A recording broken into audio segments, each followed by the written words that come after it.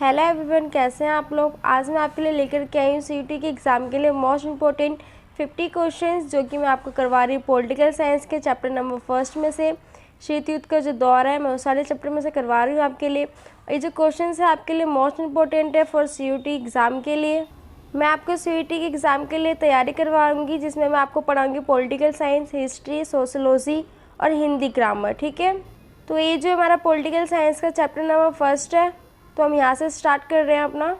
और मैं आपको चैप्टर के मतलब समरी भी करवाऊंगी शॉर्ट फॉर्म में, और इम्पॉर्टेंट क्वेश्चंस भी करवाऊंगी 50 क्वेश्चंस, जो कि सीयूटी के एग्ज़ाम में आने के बहुत से चांसेस है। और मैं समरी इसीलिए करवा रही हूँ क्योंकि आपको शॉर्ट तरीके से आपको पूरा चैप्टर अच्छे से समझ में आ जाए और क्वेश्चंस भी समझ में आ जाए। मैंने जो आपको समरी करवाई है वो मैंने आपके लिए बुक में से एक एक लाइन पढ़ के अच्छे से बनाई है आप लोगों के लिए। और ये जो मैं MCQ जो क्वेश्चंस लेकर के आई हूँ आपके लिए, ये भी मैंने आपकी बुक में से ही बनाया है। बुक में से बाहर एक भी क्वेश्चंस नहीं है इसमें से। और ये जो क्वेश्चंस है आपके लिए मोस्ट इंपॉर्टेंट है सीयूटी के एग्ज़ाम के लिए। आई होप आपको सब कुछ समझ में आएगा जो मैं आपको पढ़ाऊँगी इसमें। और आपको अगर पूरा चैप्टर इसका कंप्लीट करना है, कवर करना है, तो आप मेरी वीडियो देख सकते हैं। मैंने इसमें आपके लिए समरी करवा रखी है इसी चैप्टर की, फर्स्ट चैप्टर की। तो मैं आपका ज़्यादा टाइम वेस्ट नहीं करूँगी। मैंने जो क्वेश्चंस करवाए हैं आपके, उन्हीं के आगे मैंने आंसर के आगे टिक भी कर रखा है, तो इससे आपको ज़्यादा प्रॉब्लम नहीं होगी। तो स्टार्ट करते हैं हम। हमारा जो फर्स्ट क्वेश्चन है इसमें, शीत युद्ध की शुरुआत कब से मानी जाती है। जो शीत युद्ध जो शुरू हुआ वो कब से हुआ था, ठीक है, कब से माना जाता है। तो इसका आंसर है हमारा ए, ठीक है, 1945 के बाद से शीत युद्ध की शुरुआत को माना जाता है। ठीक है, आई होप आपका क्वेश्चन फर्स्ट समझ में आया होगा। यदि आपको किसी प्रकार की दिक्कत हो इसमें या किसी भी क्वेश्चन में, तो आप मेरे से कमेंट करके पूछ सकते हैं। और आपको मेरे से किसी भी टॉपिक से रिलेटेड कुछ भी पूछना हो तो आप वो भी कमेंट करके पूछ सकते हैं, मैं आपको ज़रूर रिप्लाई दूंगी। तो अब हम आते हैं अपने क्वेश्चन नंबर 2 में। ठीक है, इसमें हमें बताना है कौन से दो गुटों के बीच शीत युद्ध चला। शीत युद्ध जो था वो कौन से दो गुटों के बीच चला था। तो जो शीत युद्ध क्या होता है, ऐसी छोटी छोटी चीज़ें, गुट निरपेक्ष, ये जो छोटी छोटी चीज़ें हैं, मैंने आपको अपने चैप्टर जो मैंने करवाया, समरी जो करवाई है, उसमें मैंने अच्छे से समझा रखा है। आप उसे भी पढ़ सकते हैं, आपको इजीली सारे क्वेश्चन समझ में आ जाएंगे। और उससे थोड़े डिफरेंट भी हैं क्वेश्चन जो मैं आपको इसमें करवा रखी हूँ, जो कि सीयूटी एग्ज़ाम के लिए मोस्ट इंपॉर्टेंट है। जितने भी क्वेश्चन करा रही हूँ सारे मोस्ट इंपॉर्टेंट है। मेरी वीडियो के लास्ट तक बने रहें और सारे क्वेश्चन को अच्छे से पढ़ें। तो जो दूसरा जो क्वेश्चन था जिसमें बताना था कौन से दो गुटों के बीच शीत युद्ध चला, तो इसका आंसर है सी, ठीक है, अमेरिका सोवियत संघ के बीच शीत युद्ध चला था। तो मैंने सी के आगे टिक लगा रखा है, आप देख सकते हैं। तो अब हम आते हैं अपने क्वेश्चन नंबर 3 पे। निम्नलिखित में से कौन शीत युद्ध के प्रमुख कारण थे। मतलब निम्नलिखित में से कौन से शीत युद्ध के प्रमुख कारण थे, तो उन कारणों के बारे में हमें बताना है। अब इसमें हम पढ़ेंगे ए, अमेरिका एवं सोवियत संघ के बीच सैद्धांतिक मतभेद। बी हमारा विजित प्रदेशों पर आधिपत्य संबंधी विवाद। सी हमारा युद्धकालीन निर्णयों का अतिक्रमण, ठीक है, और डी हमारा उपरोक्त सभी। तो जो क्वेश्चन नंबर जो हमारा 3 है, इसमें डी हमारा आंसर है इसका, आप देख सकते हैं। आई होप आपको मैं जो क्वेश्चन करा रही हूँ आपको समझ में आ भी रहे होंगे। अगर आपको किसी भी चीज़ की प्रॉब्लम हो तो आप मेरे से कमेंट करके पूछ सकते हैं। तो अब हम आते हैं अपने क्वेश्चन नंबर 4 पे। इसमें हमें बताना सोवियत संघ में साम्यवादी शासन की स्थापना कब हुई। जो सोवियत संघ था उसमें साम्यवादी जो शासन था उसकी स्थापना कब हुई। तो इसका आंसर है हमारा ए, ठीक है, 1917 में हुई थी, आप देख सकते हैं। तो अब हम आते हैं अपने नेक्स्ट क्वेश्चन पे, 5 क्वेश्चन पे। तो इसमें हमें बताना लाल सेना निम्नलिखित में से किस देश की सेना को कहा जाता है। जो लाल सेना जो होती है वो मतलब किस देश की सेना को कहा जाता है। ये जो क्वेश्चन है आपका, ये मोस्ट इम्पोर्टेंट क्वेश्चन है, ये आने के बहुत से चांसेस है। इसका आंसर है हमारा बी, सोवियत संघ की सेना। जो सोवियत संघ की जो सेना होती है उसी को लाल सेना कहा जाता है, ठीक है। तो आपको यहाँ तक कोई प्रॉब्लम नहीं हुई होगी, आई होप। तो हम आते हैं अपने नेक्स्ट क्वेश्चन पे, क्वेश्चन नंबर 6 पे। इसका क्वेश्चन है हिरोशिमा और नागासाकी पर आणविक बम का प्रयोग कब किया गया था। जो हिरोशिमा था और जो नागासाकी जो था, इस पर जो बम जो गिराया गया था उसका प्रयोग कब किया गया था, ठीक है। तो इसका आंसर है हमारा सी, 1945।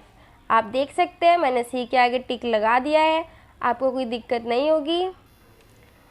अब नेक्स्ट है हमारा 7 क्वेश्चन नंबर, ठीक है। इसमें हमें बताना है मार्शल योजना कब शुरू हुई। जो मार्शल योजना थी वो कब शुरू हुई, ये हुई थी हमारी डी में, ठीक है, 1948 में हुई थी, ठीक है। डी के आगे मैंने टिक लगा रखा है, आप देख सकते हैं। ये जो क्वेश्चन है मोस्ट इम्पोर्टेंट है, आपके एग्ज़ाम में आने के बहुत से चांसेस हैं इन क्वेश्चंस के, तो आप इन्हें अच्छे से करके जाइएगा। तो अब है हमारा क्वेश्चन नंबर 8।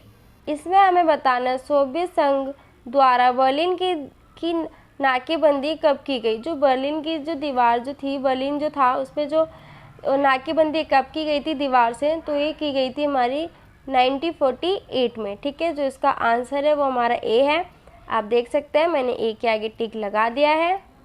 तो अब हम आते हैं अपने क्वेश्चन नंबर 9 में, ठीक है। तो इसमें बताना है नाटो की स्थापना कब हुई।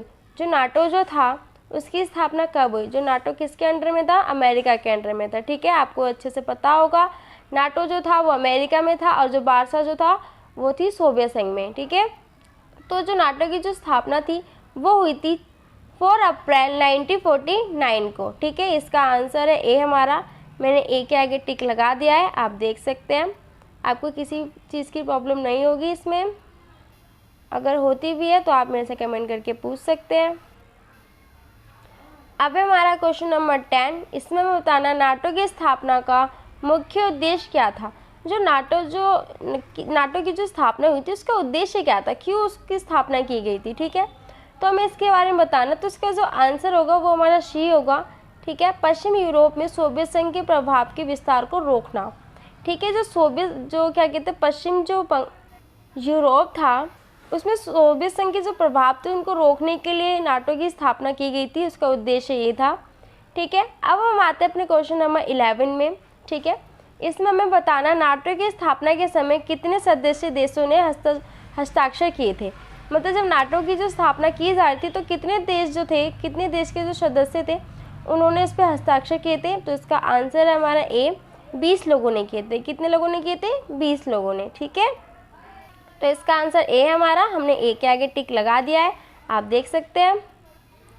तो इसी के आगे हम चलते हैं अपने क्वेश्चन नंबर 12 पे।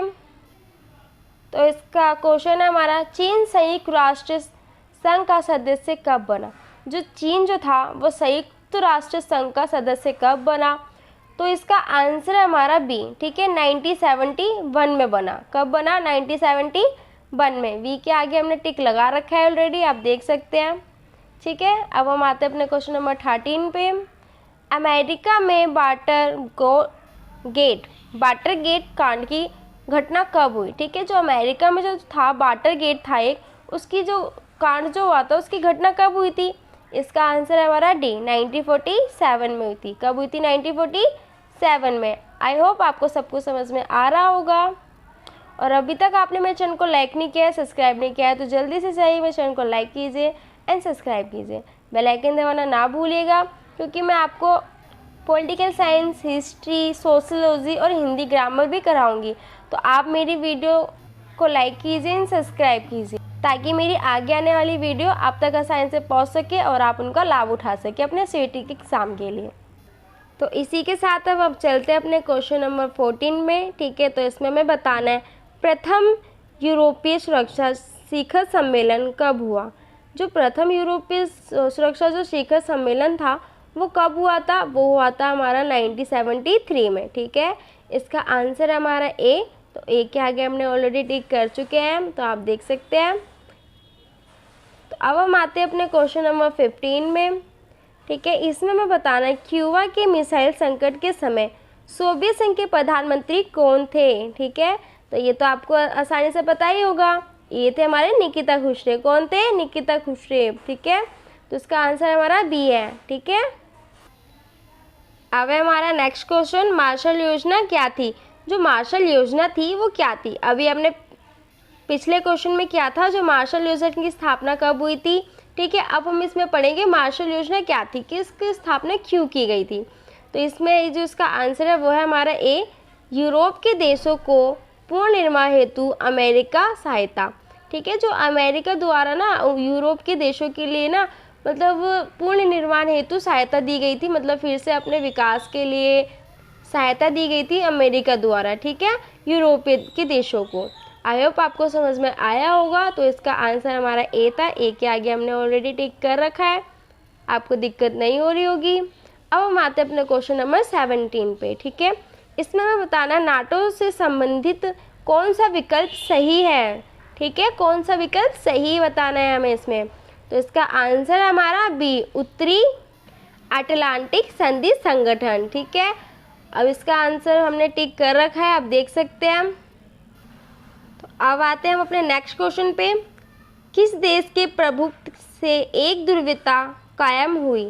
तो इसका आंसर है हमारा डी, अमेरिका के द्वारा, ठीक है।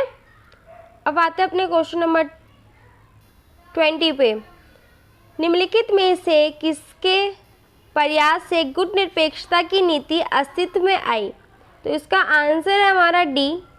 आपको मैं ए बी सी सारे पढ़ के एक फिर से बता देती हूँ, क्योंकि इनमें उन लोगों के नाम हैं जिन्होंने गुटनिरपेक्षता की नीति को अस्तित्व में लाए गए थे, ठीक है।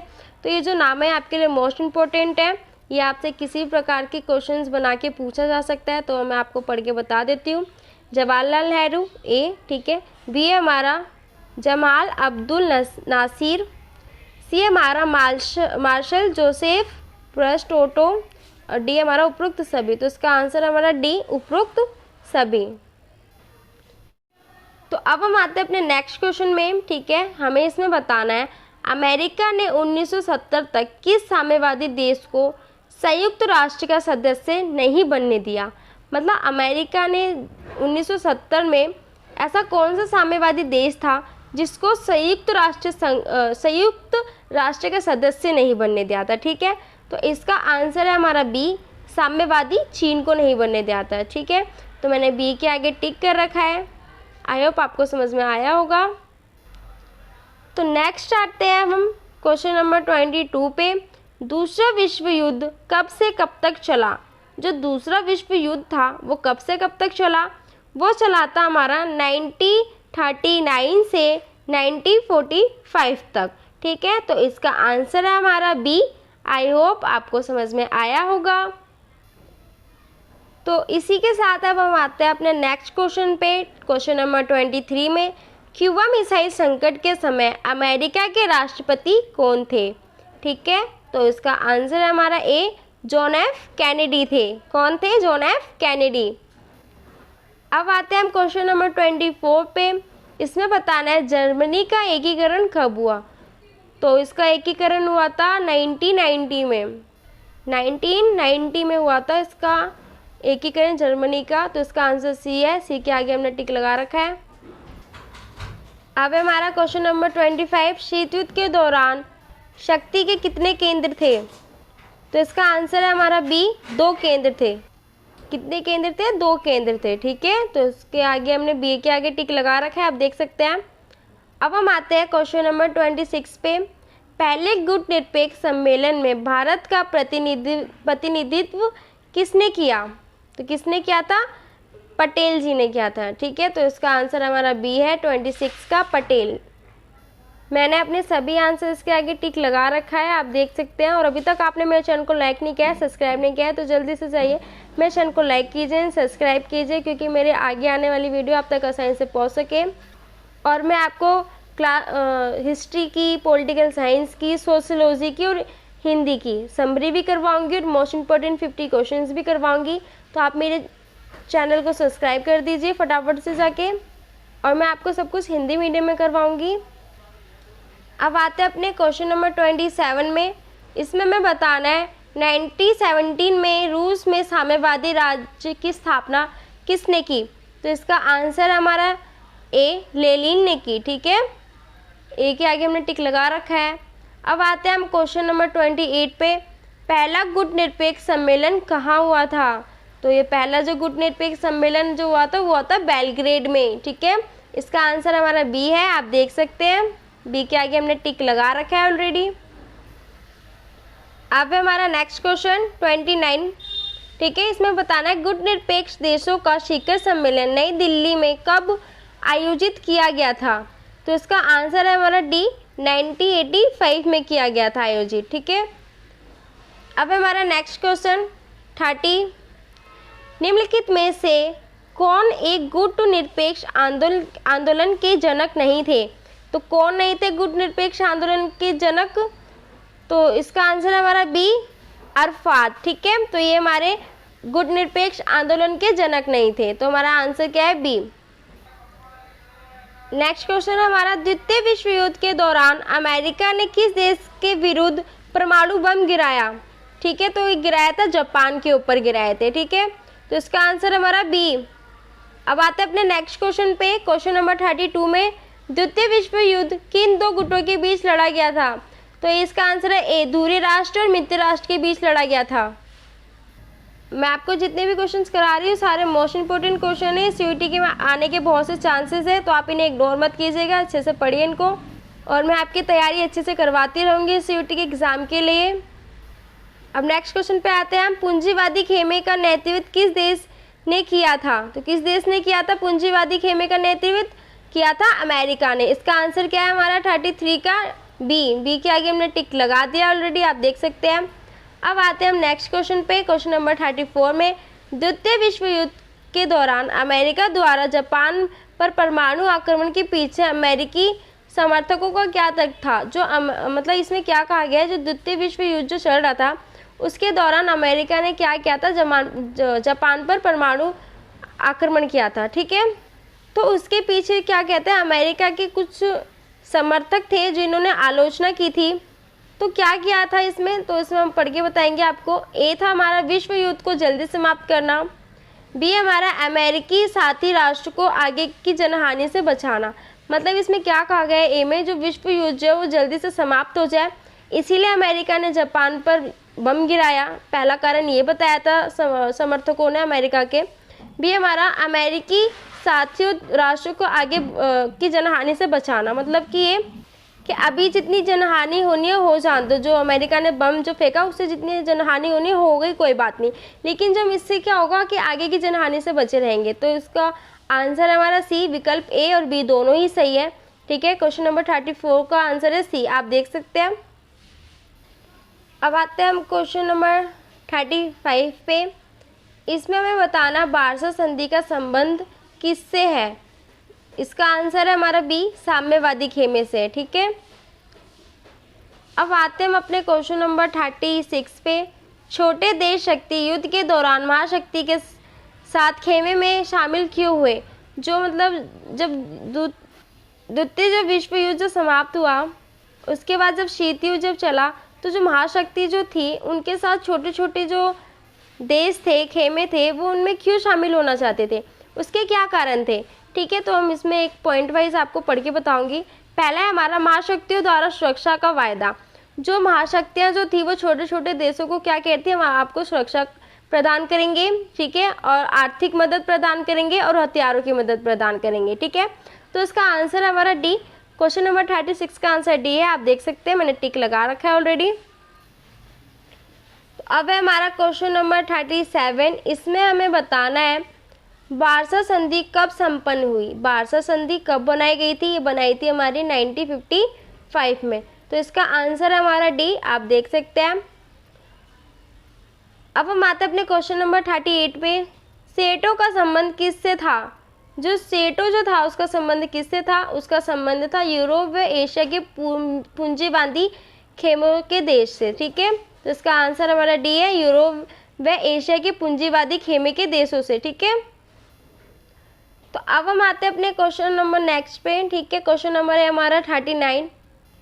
इसमें हमारा क्वेश्चन बागदाद संधि का नाम परिवर्तन कर रखा गया। मतलब जो बागदाद संधि थी उसका नाम बदलकर क्या रखा गया? उसका नाम बदल के रखा गया सेंटो। ठीक है, तो इसका आंसर हमारा सी, आप देख सकते हैं, मैंने ऑलरेडी टिक लगा रखा है। अब आते हैं हम अपने नेक्स्ट क्वेश्चन पे। Question number 40। निम्नलिखित में से कौन सा संधि संगठन वर्तमान में अस्तित्व में है? ऐसा कौन सा संधि संगठन है जो अभी भी अस्तित्व में है? तो क्या है?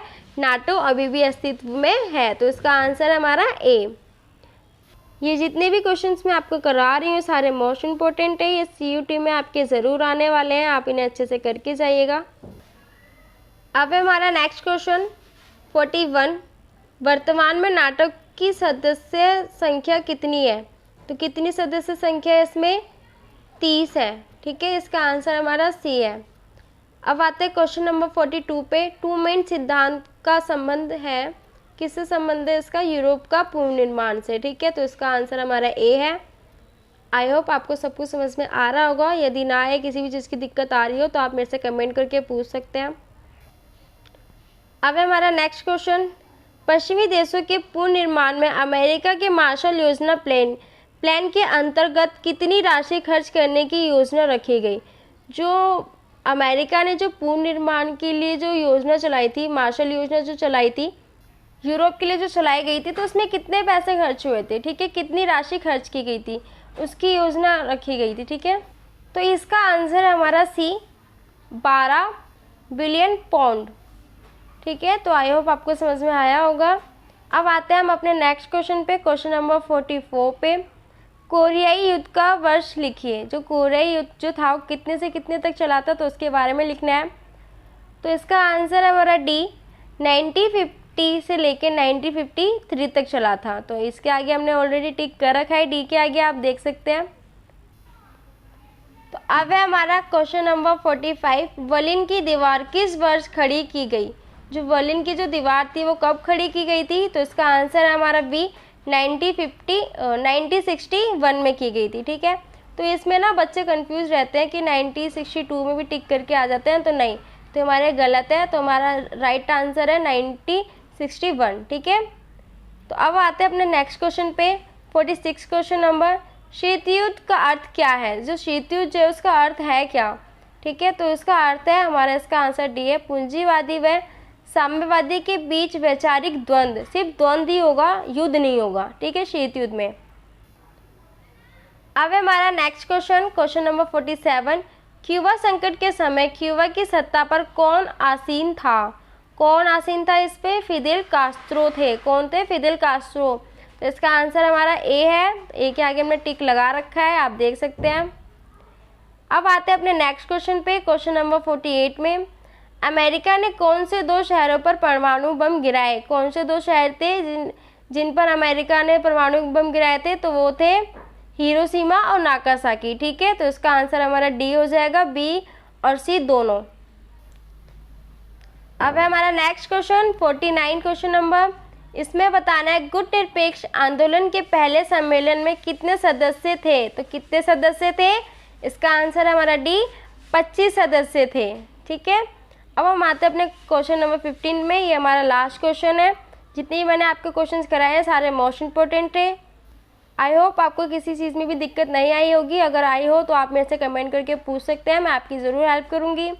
तो इसका आंसर हमारा इसका पहले क्वेश्चन हम पढ़ेंगे। तो इसका क्वेश्चन हमारा गुट निरपेक्ष आंदोलन के 14वें सम्मेलन में कितने सदस्य थे? तो ये मोस्ट इंपॉर्टेंट क्वेश्चन है। तो इसका आंसर हमारा ए 116 सदस्य देश थे। ठीक है, तो हमारी वीडियो जो है ये हमारा लास्ट क्वेश्चन था। ठीक है, तो हमारे सारे मोस्ट इंपॉर्टेंट क्वेश्चंस यहीं पे ख़त्म होते हैं। आई होप आपको अच्छे सब कुछ समझ में आया होगा। और आप अभी तक आपने मेरे चैनल को लाइक नहीं किया है, सब्सक्राइब नहीं किया है, तो जल्दी से जाइए मेरे चैनल को लाइक कीजिए, सब्सक्राइब कीजिए, क्योंकि मैं आपको सीईटी की तैयारी के लिए एग्ज़ाम करा रही हूँ, जो कि मैं आपको हिंदी मीडियम में कराऊँगी। और इसमें मैं आपको पॉलिटिकल साइंस, हिस्ट्री, सोशियोलॉजी और आपको हिंदी भी करवाऊँगी, हिंदी लैंग्वेज करवाऊँगी, और सब कुछ मैं आपको हिंदी मीडियम में करवाने वाली हूँ। मैं आपका सभी चैप्टर्स के एक एक समरी करवाऊंगी और काफ़ी अच्छे से करवाऊंगी, इजी तरीके से करवाऊंगी, और सभी चैप्टर्स के मोस्ट इंपॉर्टेंट क्वेश्चंस लेके आऊँगी, जो कि मैं आपके लिए बुक में से ही देख देख के ढूंढ के अच्छे से बना रही हूँ, और समरी भी मैं आपके लिए बुक में से ही बना रही हूँ। ठीक है, तो जल्दी से जाइए मेरे चैनल को लाइक कीजिए, सब्सक्राइब कीजिए, ताकि आप मेरी आगे आने वाली वीडियो को अच्छे से देख सकें, उनका लाभ उठा सकें। Thank you for watching my channel.